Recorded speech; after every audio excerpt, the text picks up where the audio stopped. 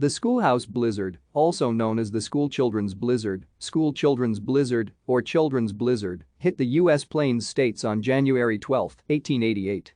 The blizzard came unexpectedly on a relatively warm day, and many people were caught unaware, including children in one-room schoolhouses. The blizzard was preceded by a snowstorm on January 6 through January 11, which dropped snow on the northern and central plains, and was followed by an outbreak of brutal cold from January 7 to 11. The weather prediction for the day was issued by the Weather Bureau, which at the time was managed by Adolphus Greeley. It said, "A cold wave is indicated for Dakota and Nebraska tonight and tomorrow. The snow will drift heavily today and tomorrow in Dakota, Nebraska, Minnesota, and Wisconsin." On January 11, a strengthening surface low dropped south-southeastward out of Alberta, Canada into central Montana, and then into northeastern Colorado by the morning of January 12.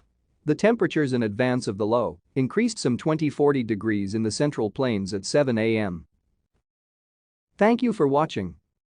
Like and subscribe if you would like to view more of our videos. Have a nice day.